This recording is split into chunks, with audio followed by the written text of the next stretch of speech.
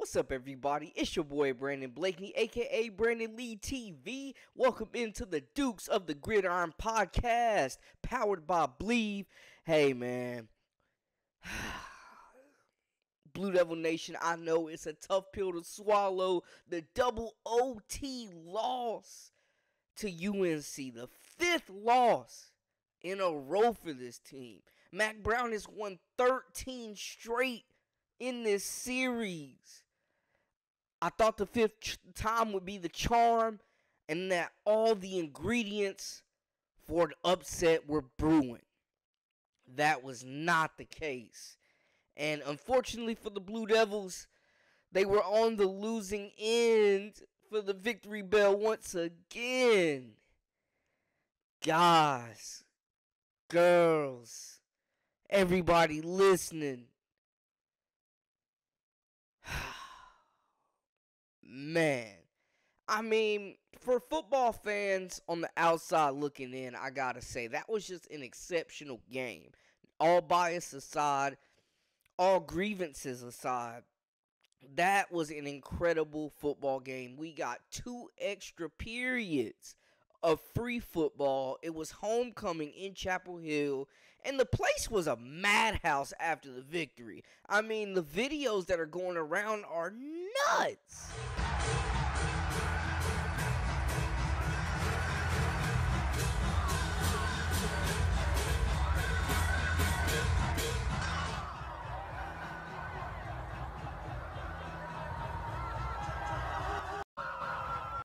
The final was 47-45. The game could have literally went either way, and there was a lot of controversy. People were upset about the officiating last season, and they haven't forgotten how it went down. And this season, they're even more teed off. And I understand the grievances. The play that we're really talking about, there's a couple, but the play that I really want to focus in on is this play with Bryson Nesbitt, the tight end from UNC. Tez Walker stepping out of bounds. I don't know how replay doesn't look at that, especially when that ball looks like it's moving. I think Tez Walker stepping out of bounds. I don't know how replay doesn't look at that, especially when that ball looks like it's moving. I think Tez. Now, as you look at it, it looks like Duke's corner Chandler Rivers snatches the ball while they're both still in play. Like, it's not really possessed. They're still both fighting for it when you're looking at this replay right here. And I just think it was kind of, I mean, he ends up coming up with it. Like, Duke gets the football, they come up with it. And it was like a previous play where Tez Walker caught a deep pass, and they were making sure he ran back in to establish himself as eligible to be a receiver. They reviewed that, but they didn't decide to review this play. Carolina proceeds to get a quick snap and score. But it was just very weird, and that play right there, if Duke is awarded the ball, if they do go back and look at it, this game is over, and we're having a completely different episode, a completely different conversation right now. But that's not what happened. And people on Twitter, I like coming across tweets to see what's going on in the Twitter sphere, and people are hot.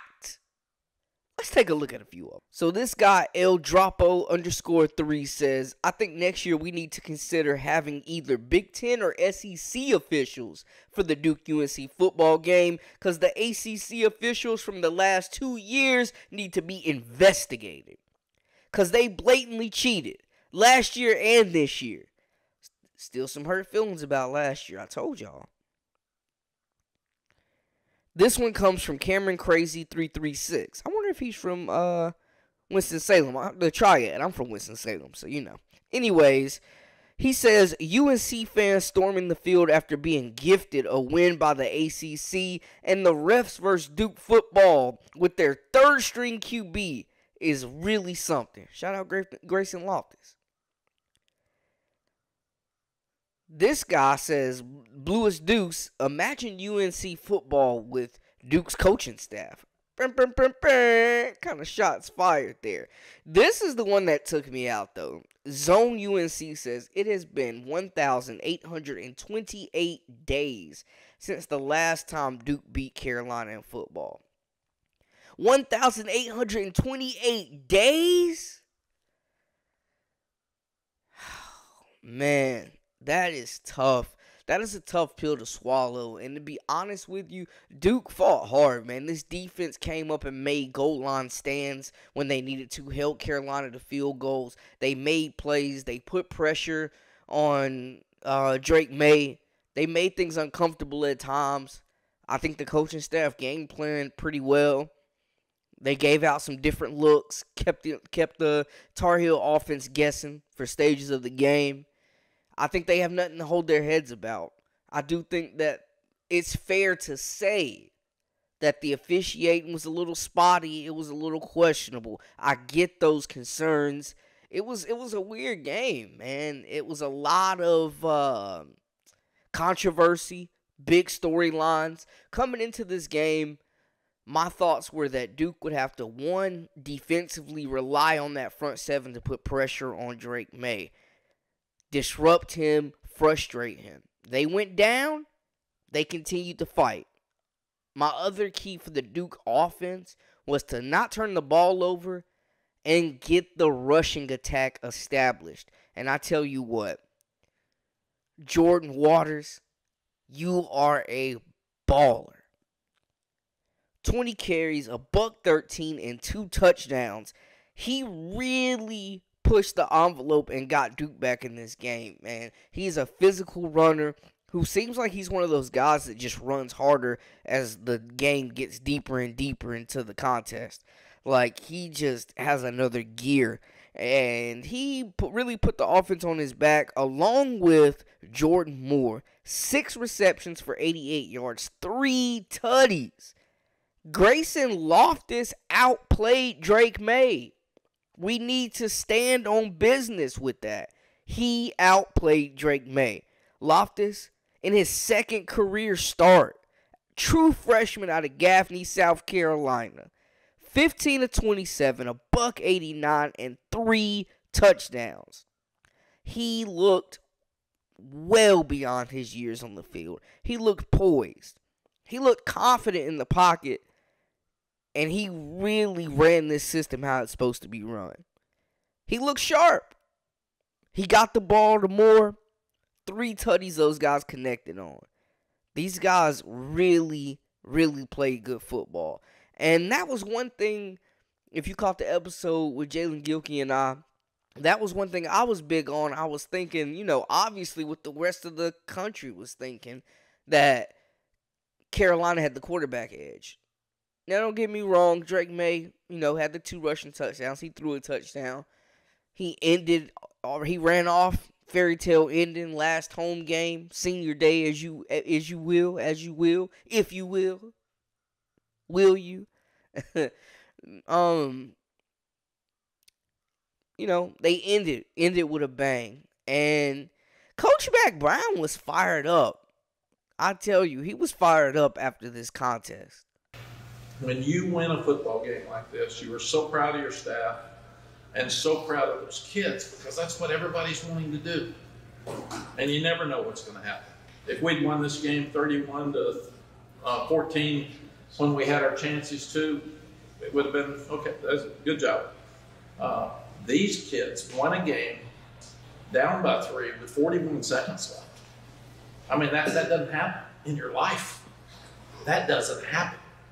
And it was unbelievable that the coaches hung in there were positive, and the kids, and you're so proud of your entire program that they were able to do that, because it just doesn't happen in many places in the country. And it's what you want. If you talk about toughness, you talk about character, you talk about culture, you talk about confidence. One thing that stands out, and we'll play the rest of the clip, I think I was one of the ones calling Carolina soft, because they have been playing meaningless defense, like heartless defense the last few weeks. They look soft, and I thought Duke would come in here and bully them at the line of scrimmage and own those trenches. These things are hard to do, and I'm just so proud. Even when they got in overtime, we weren't playing very good defense at the time, and they found a way. And that's what we said. I want 100% of their effort, and I want them to find a way to win, and they did both. And that's why I'm emotional, because I love those kids and what they stood for. And to see them in that locker room, that's why you coach. You coach because you want the kids to feel great about themselves. And I told them, this is something they can use as a father when they're having struggles in their family. They're having trouble with their kids. They're having wife troubles. They're somebody's sick, and it looks really bad. And they can step up, and this shows them you can do something when it looks like you can't. And that's the lesson that they learned tonight. It's much bigger than beating Duke. It's much bigger. And that's why I'm emotional, because everybody sitting there tonight would want their team to do what ours just did. That's why I asked the question. We mentioned Drake Maye 29 for 42, 355 yards, 1 touchdown through the air, 2 on the ground, and he did throw an interception. So Duke, the defense, they gave up 47, but I wouldn't call it a disaster for them. They didn't contain Maye like they needed to. Tez Walker went bananas. 7 receptions for $162. Omarion Hampton, 31 carries, $169, 1 touchdown. Those were the 3 guys that we headlined that they needed to key in on, along with Bryson Nesbitt, who, basically saved the Tar Heel season, saved them from this game, from taking an L. Those were the guys we were talking about: Nesbitt, Maye, Walker, Hampton. And, hey, they all got off. I think Duke's defense played admirably, but you can't give up 47 points. They had to be better than that. They had to put up more of a, I ain't going to say put up more of a fight, but they just had to be more efficient, and they had to be more locked in. I mean, coming in, though, I'm honest. I knew they had nobody to cover Tez Walker one-on-one. That was just going to be a mismatch all night. But, stopping the run game was something that they've done in the past. They've stopped some of the top rushing attacks in the ACC, stalled them out, and we didn't see that against Carolina. So, I thought I was not expecting a shootout in this one. I was thinking more 17-14, that old school SEC type feel. But that's not what we got at all. We got a Big 12 old Western shotgun shootout. And Duke did not score enough points to win this game. And that first possession in the second overtime, it was tough. Weren't able to convert the 2-point conversion. They ran the ball well. They stuck to what they had been doing. They trusted Grayson and Loftus, and they just did not convert on the 2-point conversion. But Drake Maye, I salute him. Being a quarterback, they get all the shine when they get the win. And he showed love to his teammates. Yeah, it's a great way to end the season in Keenan. Shout out to the fans. They're huge. They're staying the whole game. Huge in overtime, making noise down there. I think it was only right that they did down there in the student section. And, the defense getting stopped in a big 2-point play. What a game. What an ending. And just shout out to the guys for never quitting. And just a great way, like I said, to end Keenan on Seager. What a catch. Playing through injuries. He gets banged up. Made another big slant catch on the 2-minute drill to get his field goal. And Bryce is a ball player. We always tell him just put it up there, go get it. And he's proven that time and time again. That catch that gets down there on the tuggle, the kind of fist fight for the ball. I think he caught it, and the DB always tries to come late. They always think they got it. And, like I said, Bryce is a ball player. He goes up and gets it. It's a mismatch nightmare. And you get a break from Duke now has 2 games left. They'll turn their attention to Virginia, and they'll close out the ACC season against Pittsburgh. Now, this game right here pretty much decided who would make the ACC championship game if Louisville has a slip-up. Duke was still in contention. Now, I don't know if you can call this season a failure. They're bowl eligible. And they've been without Riley Leonard. He'll be back next year. I think this is something to build off on for next season, man. I think this team, they'll bring back a lot of talent. They'll be more experienced. And, hopefully Riley Leonard comes back healthy and remains the athlete, the game changer, the NFL draft prospect signal caller that he is. They still got at least 3 games left of this season, so I think they'll finish strong. But I think this coaching staff is doing a great job. I think they're building in the right direction. You know, it's tough building at a basketball school, knowing that you're going to be second fiddle to Coach John Shire and them guys who've won multiple national championships. But Duke's building. They're doing it the right way, and I think they're a dark horse that could take the ACC next season, potentially, with a healthy Riley Leonard. You know, and, hey, shout out to Loftus, man. He played a heck of a game. He honestly did. That kid has nothing to hang his head about. Waters, more of those guys have nothing to hang their head about. God's fault, man. So, we'll see how they bounce back and get back into action against Virginia, who is another tough team, man, that beat Carolina. And, you know, they're up and down. You never know which Virginia team is going to show up to play.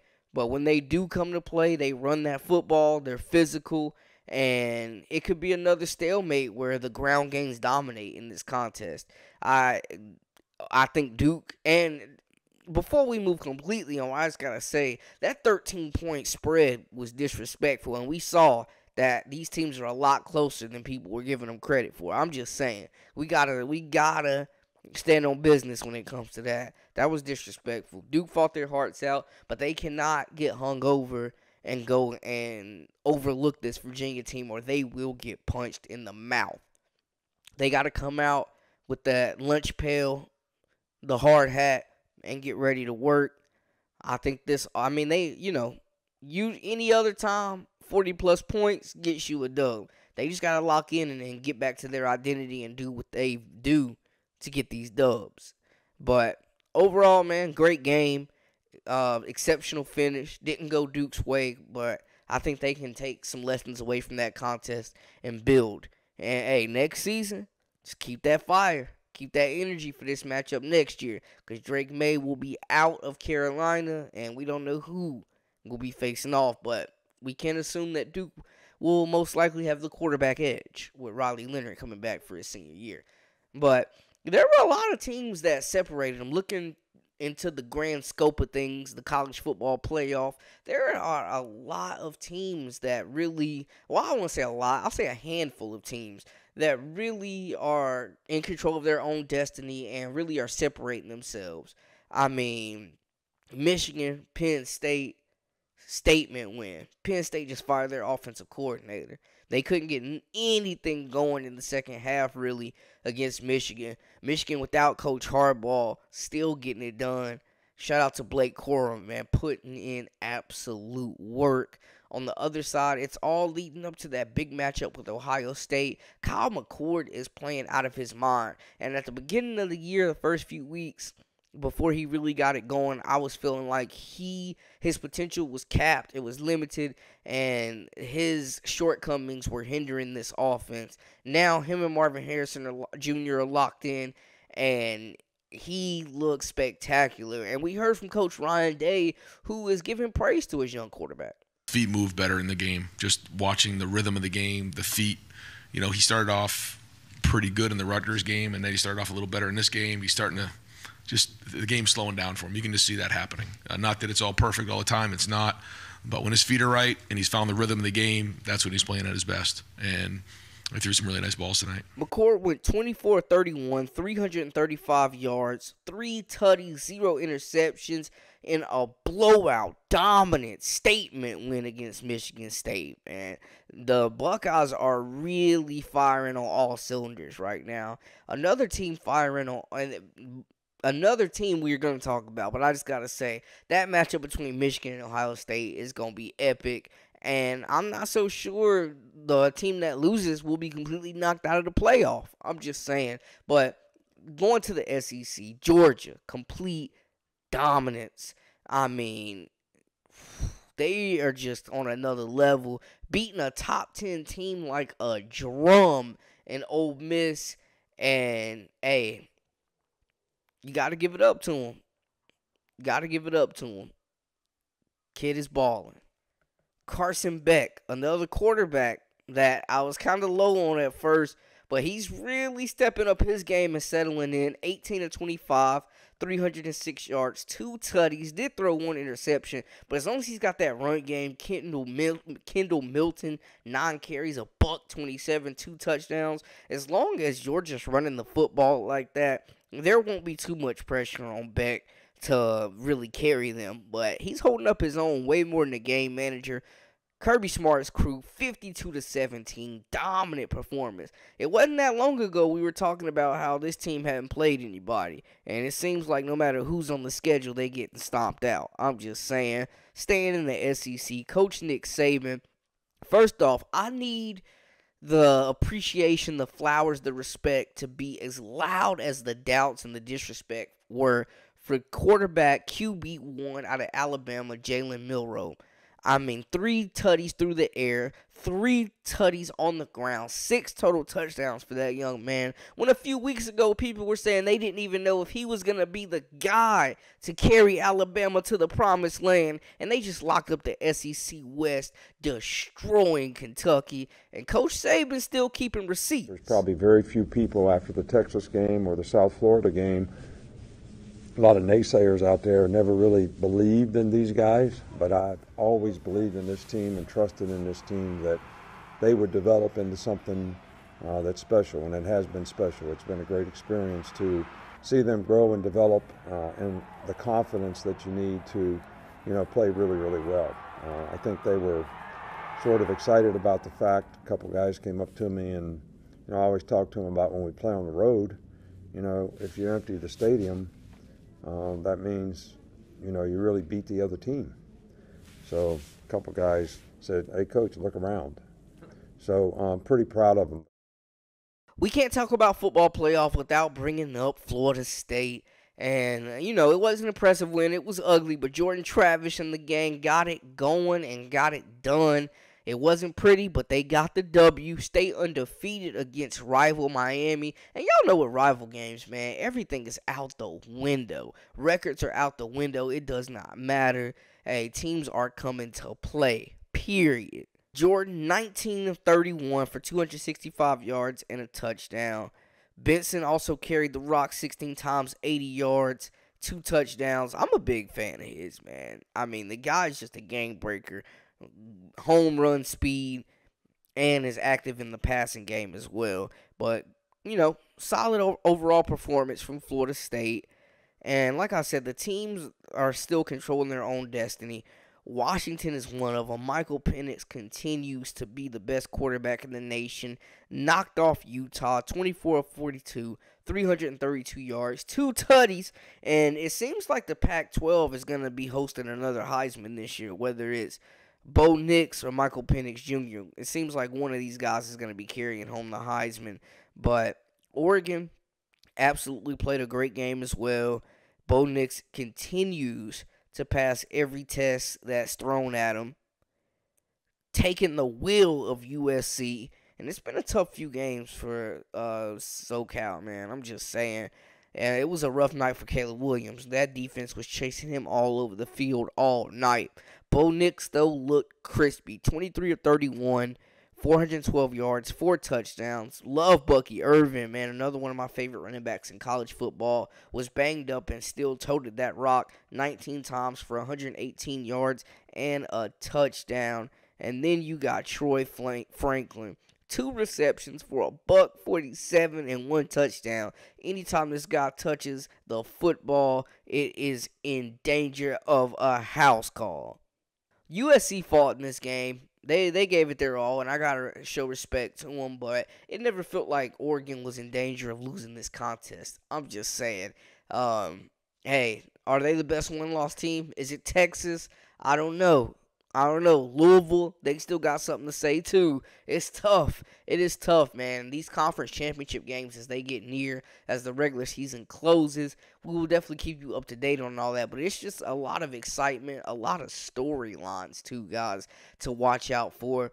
Shout out Coach Dan Lanning. A lot of great coaches out there. I know he caught a lot of flack when Oregon played Colorado, and people was on him, on his neck about his comments. But hey, his guys continue to buy in, continue to win games, continue to make national noise. You know what I'm saying? So we just got to shout it out to him. Pac-12 crazy. Last year of existence. And this might be their best year yet. Some of the top signal callers out there in the country. A lot of guys, man, in that Heisman race. I don't know. It seems like Bo Nix is the favorite according to Vegas, but you got Michael Penix Jr. in there. You got Marvin Harrison Jr. How about Jaden Daniels, the guy I feel like nobody's talking about leading LSU? That young man is an absolute stud, and I think he's got the talent to be a first-round draft pick. If you bet on Daniels, I think your franchise will look very smart in a couple years. I'm just saying. A lot of great signal callers. A lot of big names still to come. Like we said, crazy news, Penn State firing their offensive coordinator. James Franklin just not winning games against those top AP, top 10 teams. They're not winning the big games. They're continuing to be the third best out of the Big Ten. Stuck behind Michigan. Stuck behind Ohio State. It'll be a situation to watch. Jimbo Fisher, also other news, being let go by Texas A&M. News hasn't officially broke yet, but expectations are it will be very soon. They will be paying him over $70 million to sit at the crib, y'all. Man, being a fired college coach has to be the best job on the planet. Pay me millions to sit at home. I'm just saying. But that's pretty much the wrap up for this week 11 in college football. I think a lot of teams still have a lot to build on. I think we're seeing a lot of young players stepping up, embracing larger roles. So it'll be interesting to see. Obviously, the ACC is coming down to Louisville and Florida State, whatever happens with that. But the other teams that are bowl eligible still have 3 games at least to finish the season on a strong note and build that momentum coming in the next season. We will keep you updated on all the latest and the greatest dealing with college football this season and beyond. Make sure to hit that subscribe button to stay tuned with everything that we've got going on. Until next time, hey, we out.